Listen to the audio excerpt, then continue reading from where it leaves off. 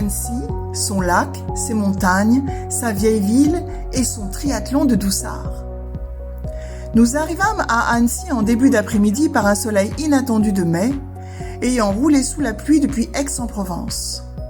Le festival du film d'animation avait débuté la semaine précédente et les résultats étaient attendus pour le soir même. En ce samedi après-midi, la ville était bouillonnante de jeunes Savoyards se prélassant sur les pelouses en bordure des quais où les bateaux de croisière, petits ou grands, sonnaient la cloche pour attirer les touristes. Ah, tu as mis ta robe Vichy rouge et blanche. Tu es aux couleurs de la Haute-Savoie. Bien, on va faire un tour dans le centre-ville. Philippe, regarde tous ces glaciers, ils ont du monde. C'est fou tous ces touristes ici. Ça parle anglais, allemand, italien, partout.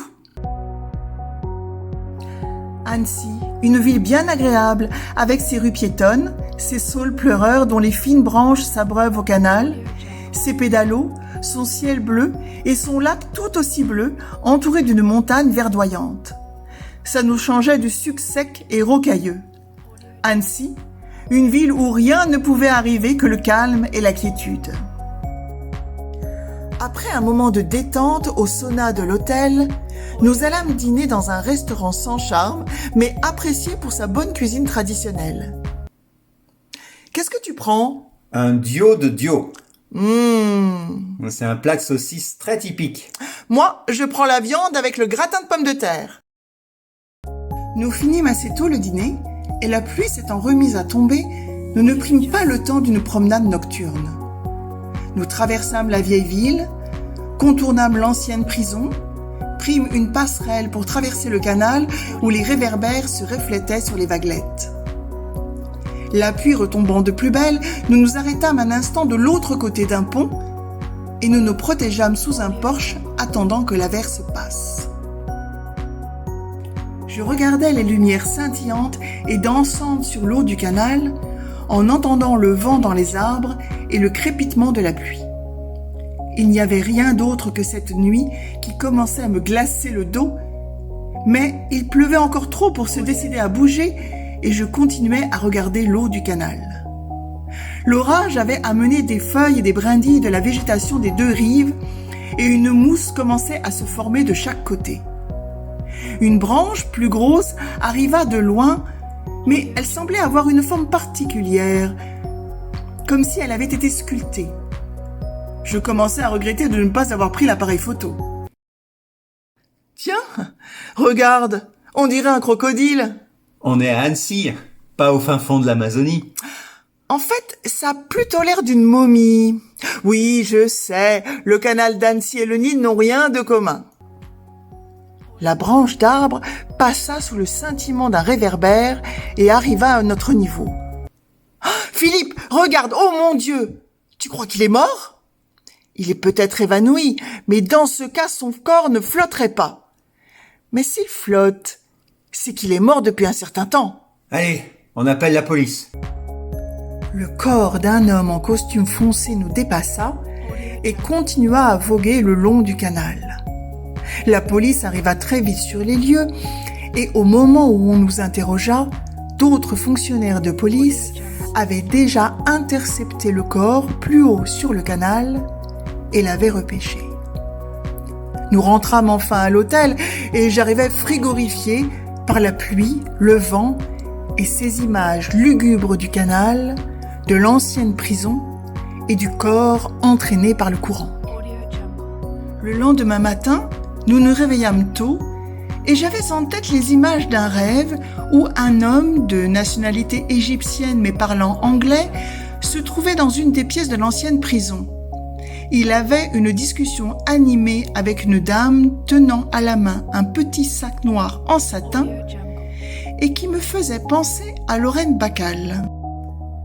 Je me trouvais sur l'une des rives du canal et je les voyais à travers l'une des lucarnes de la bâtisse, mais étais trop éloigné pour comprendre le sens de leurs paroles. La dame, ne voulant pas céder tout d'abord à la demande de son interlocuteur, eut l'air excédée et fit un geste qui me parut très étrange. D'un mouvement brusque, elle tira sur ses longues boucles d'oreilles et le remit dans la main tendue de l'homme qui ouvrit la fenêtre pourtant grillagée, se jeta dans le canal et atterrit directement dans la gueule d'un crocodile. Je laissais Philippe à ses préparatifs pour le triathlon. Près de 2 km de natation, 90 km de vélo et 21 km de course à pied. Comment peut-on être assez fou pour s'inscrire à ça? Et bénéficiait d'une éclaircie pour aller m'amuser au marché du dimanche matin. Un vendeur de journaux attira mon attention, mais rien en une qui pouvait m'intéresser, sauf le résultat du festival du film d'animation qui avait clôturé la veille en décernant le cristal du long-métrage au film de Johannes Farr, Le chat du rabbin, histoire ravissante d'un chat vivant à Alger dans les années 1920, dans la maison d'un rabbin, qui trouve l'usage de la parole après avoir avalé un perroquet, ce qui n'ira jusqu'au bout. Je fis quelques photos des étals et après avoir marché et marché encore, m'installai en début d'après-midi à une terrasse de café où je pris le temps de regarder les passants déambulant d'une rive à l'autre du canal. À ma droite, un homme et une femme discutaient en français et je compris qu'ils parlaient du corps retrouvé la veille dans le canal. Mes yeux étaient rivés vers la foule des passants, mais mes oreilles n'étaient intéressées que par la discussion à la table voisine. On a cru tout d'abord qu'il était italien, mais c'est ressortissant helvétique. C'est un Suisse italien? Normal, il vient de Lugano. Les services d'Interpol l'ont reconnu sur photo. On en sait plus? On n'a rien trouvé sur lui. Aucun papier d'identité, aucune note d'hôtel ou de location de voiture. Rien, sauf une paire de...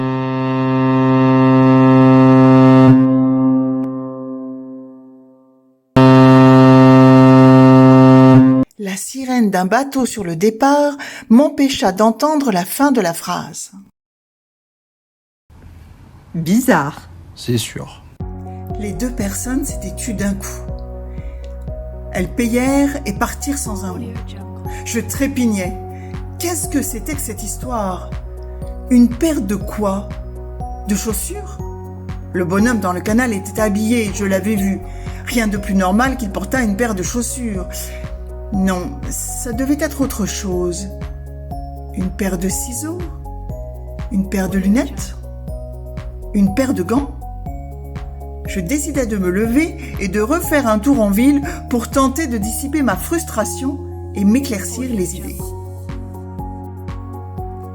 Vers 15 heures, je récupérais ma valise à l'hôtel et allais me poster quai Napoléon III, attendant sur un banc l'heure du départ.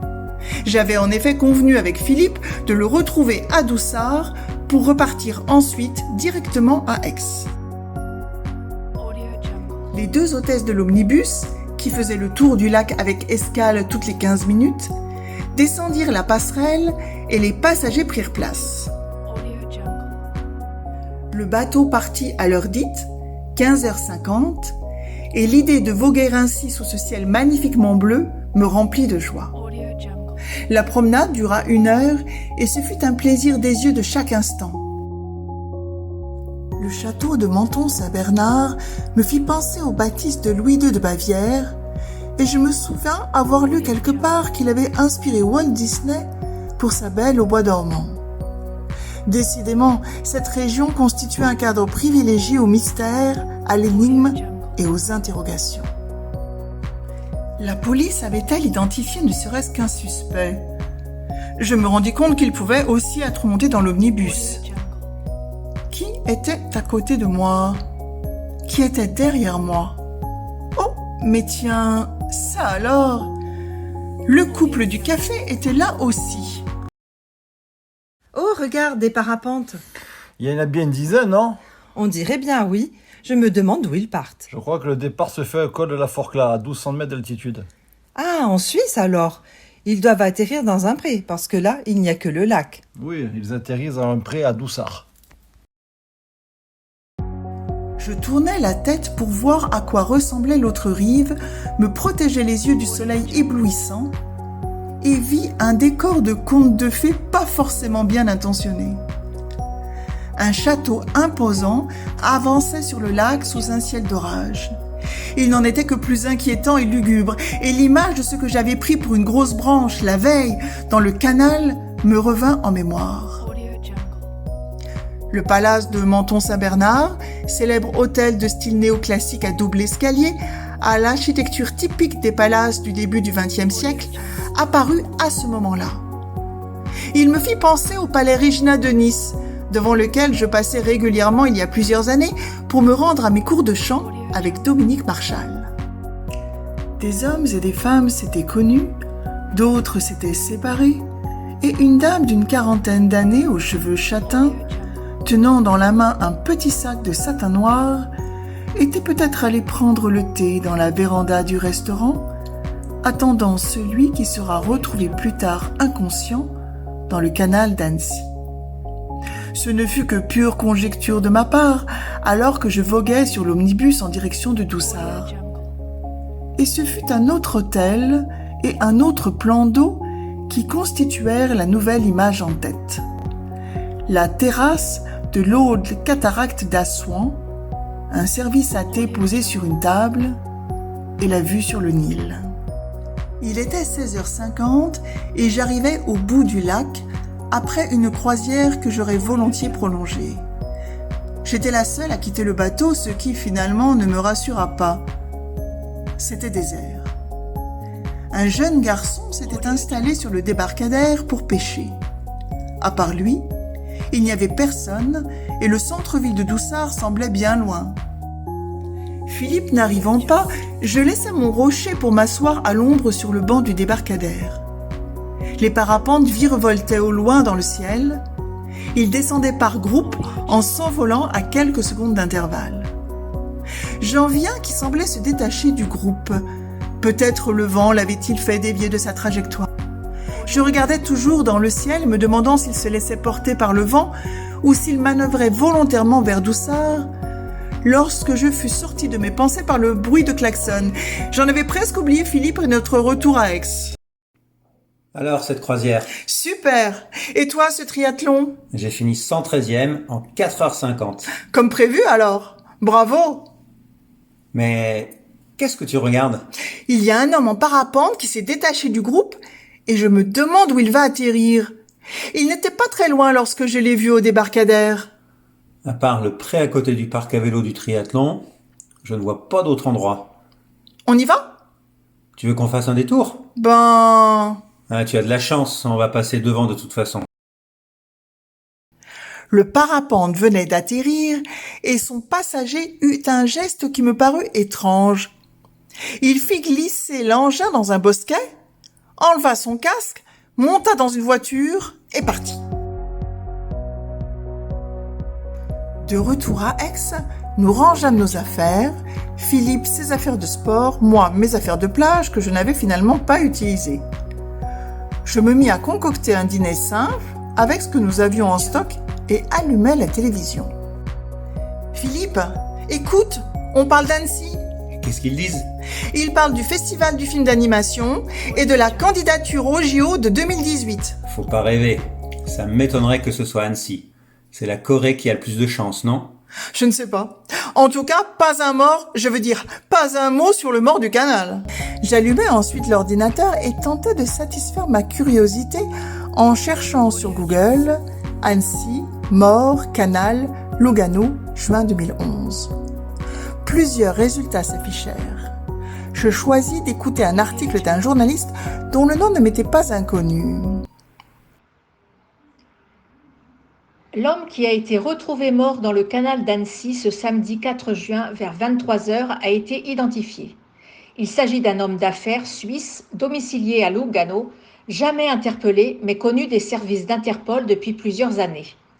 Ses affaires l'amenaient régulièrement dans différents pays d'Europe, son dernier voyage datant du mois d'avril dernier à Séville. Il aurait été empoisonné puis jeté dans le canal. Une paire de boucles d'oreilles a été retrouvée dans sa poche intérieure. Il pourrait en fait s'agir de 2 clés USB contenant des informations que les services de police n'ont pour le moment pas voulu dévoiler. Une femme d'une quarantaine d'années, de taille moyenne, aux cheveux châtains, aurait été son contact à Annecy et serait la première suspecte. Malgré les barrages de police et un signalement relativement précis, grâce notamment aux photos de nombreux touristes se trouvant à Annecy en cette période estivale, cette femme se serait littéralement volatilisée.